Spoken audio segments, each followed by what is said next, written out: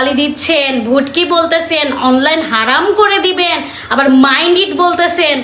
তো আপনাকে কিছু কথা বলি, আপনি আবার এইটা ভাইবেন না আপনি যেসব ভাষায় আমাকে গালি দিছেন এইসব ভাষায় আমি আপনাকে গালিদের রিপিট করব। আই রিপিট, আপনার এই ভাষাগুলো আমি কখনোই ইউজ করব না, কারণ সেই পরিবেশ থেকে তো আমি বেড়ে উঠি নাই। কারণ আপনি এই পরিবেশে বেড়ে উঠছেন, আপনার জন্মই এই পরিবেশে, আপনি তো এই ভাষায় গালি দিবেন, আপনি তো এগুলাই শিখবেন।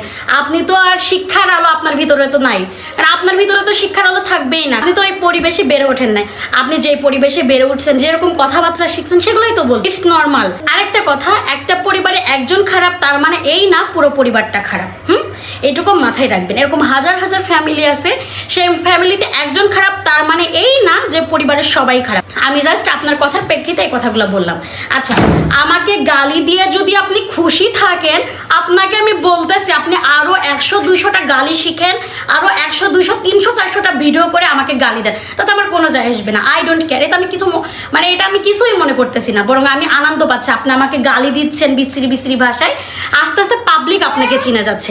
এতদিন তো সিম্প্যাথি দেখিয়ে পাবলিকের সামনে ভালো হয়েছেন না, এবার আপনার এই মুখের ভাষার কারণে না পাবলিক আপনাকে চিনে যাচ্ছে যে আপনি কোন পরিবেশ থেকে উঠে আসছেন এবং আপনার শিক্ষার আলো কতটুকু। একটা কথা কি জানেন, মানুষের জামা কাপড়, মানুষের চলাফেরা দেখে কিন্তু বোঝা যায় না তার ভিতরে কতটুকু শিক্ষা আছে।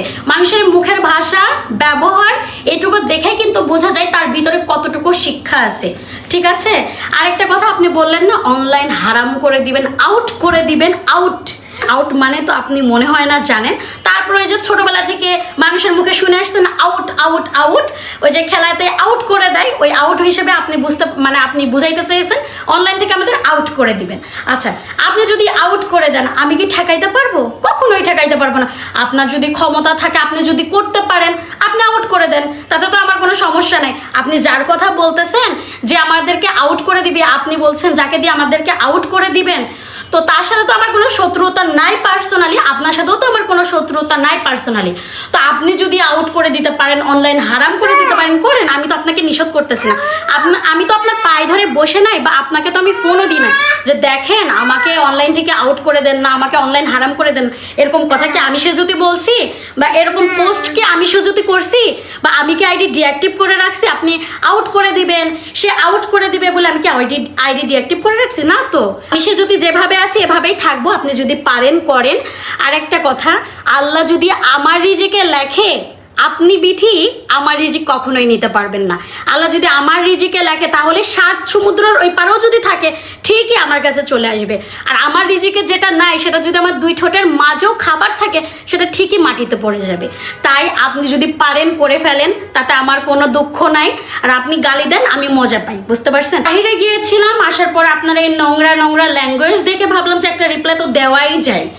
আমাকে নিয়ে এত ভাবতেছেন, আপনি আমাকে নিয়ে প্রতিনিয়ত কথা বলতেছেন, আসলে আপনার হচ্ছে মাঝে মাঝে ভিউ থাকে না, তো তখন আমাকে নিয়ে 2-5টা কথা বললে যদি একটু ভিউ হয়, যদি একটু ইনকাম করে খাইতে পারেন, যার জন্য আর কি আমাকে নিয়ে বাজে বাজে কথা বলেন, তাতে আমার কোনো যায় আসে না। তো আবার ওই যে বলেন না বাজে কাজ করার কথা, লিঙ্ক এত লিঙ্ক করেন, পাবলিক করেন 2-4টা, একটু দেখি, আমি নিজেও দেখি, আমার হাজব্যান্ডের সাথে আমি নিজেও দেখি। আপনি তো আমাদের পরিবারকে নিয়ে বহুত বলছেন, সমস্যা আপনার ভিতরে, কিন্তু দোষ দেন পুরা মানুষের। শুনেন, যে ভালো সে কখনো চিল্লাই বলে না যে আমি ভালো। আর যে বললেন না মাইন্ডেড, ঠিক আছে, মাইন্ডে ঢুকাই রাখলাম। এবার খুশি তো? ভালো থাকবেন, সবাই ভালো থাকবেন, আল্লাহ হাফেজ।